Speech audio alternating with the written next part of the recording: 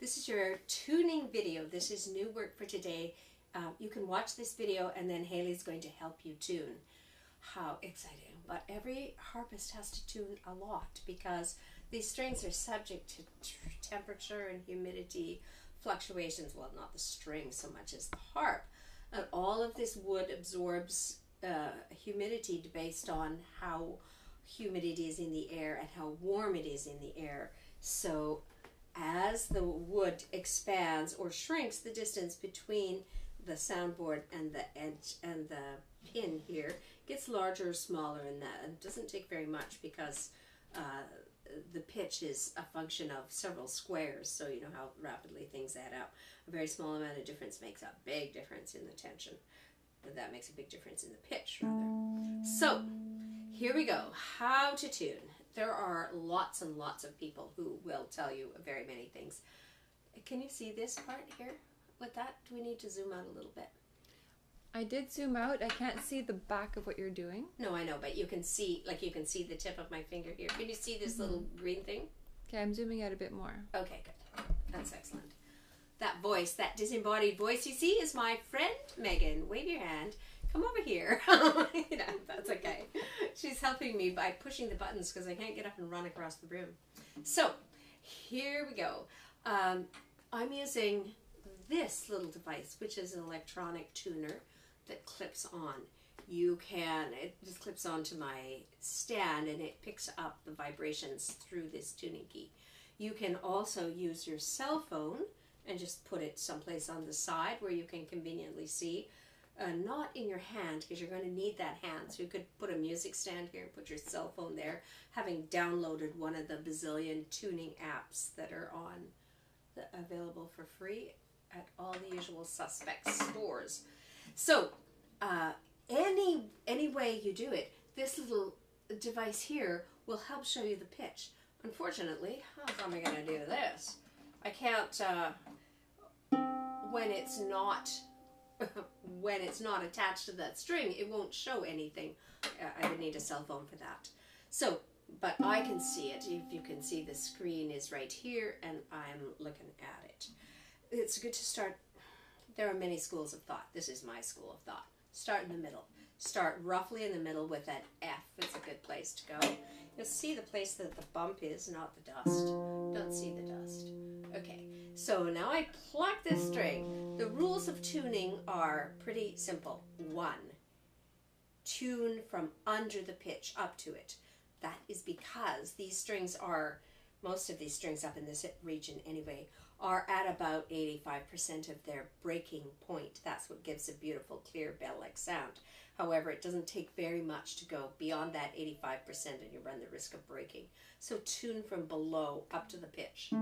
Second rule, only turn this pin while you're hearing something. I wouldn't tune it like this and then check. That'd be silly. I'm not even going to do that. So that's why it takes 2 hands and you can't use your tuning key. You've got to turn like this. Now I didn't tune very much, but it came perfectly into tune there. The pins, the tuning pins, the thing that the strings are wound on, are made of, they're taper pins. They're skinnier at this end and wider at this end. That means they're pressed into this hole and it's only friction that holds them in there, like violin strings that way.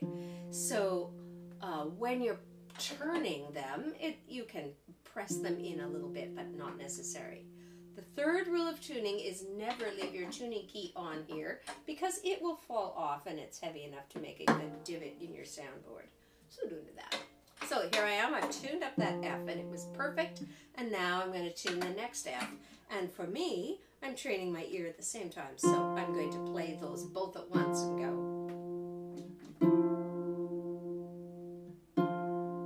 Now you could probably hear that coming into tune, but if I want to check it, I just need to tune this here. I had to stop the strings because the tuner might be picking up this vibration. There's the F. Here's the next F. Here's the next F.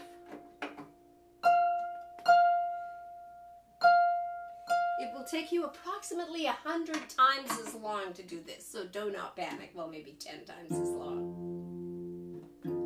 unless you've played a lot of instruments before and you have a super keen ear, don't worry. The advantage is that even if you're of advanced years, you'll probably tune another 20,000 strings in your life, so you will get good at it. All right, there's the C, and it's under pitched, and I could actually hear that if I tuned the 5. I'm going to go up in 5th, so I start with that blue F where we began to play, and then go to the C. It's not an accident, it's there because it's a 5th above. 1, 2, 3, 4, 5. And I can hear that that doesn't sound so perfect. The sad thing about tuning harps is that we need to tune in even-tempered tuning. So you might have said, I'd just take that a tiny crank more and it would be a perfect 5th, and you'd be right. But we want to have it exactly there. And you can hear right away that that's no good.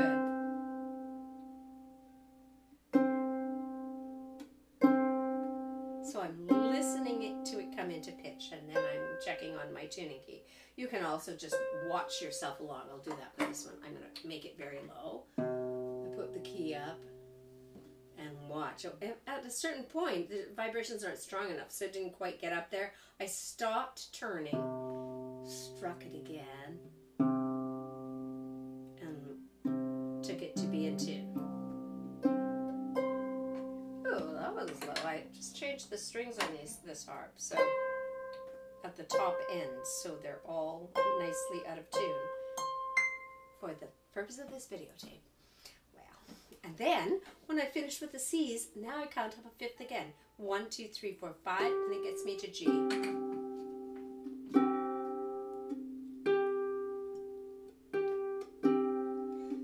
that was kind of ugly.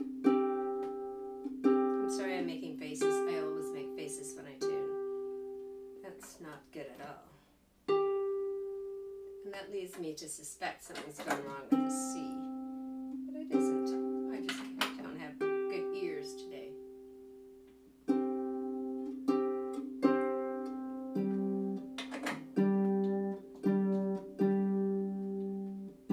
Let's imagine I tuned all those G's, and now I'm going to tune this. This is another option, is just tune the middle section in 5ths and then go back and catch those other ones. There's the D, here's the A, all the D's. Imagine I'm tuning all the D's, and I've got the A, and then you would tune the E, because your harps don't have levers on the E's.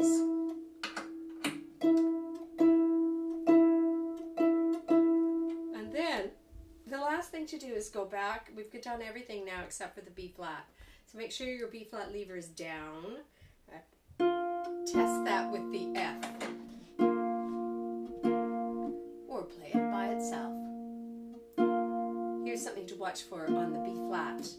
Many of these electric tuners don't have B flat. They say A sharp. And if you've studied music, you'll know that A sharp is the same, more or less, pitch as B flat. So on lots of these, you won't find a B flat at all. You must tune your B string to A sharp. And Haley has some sheets to hand out to you about tuning, which basically says everything I've said in even more words. Have fun.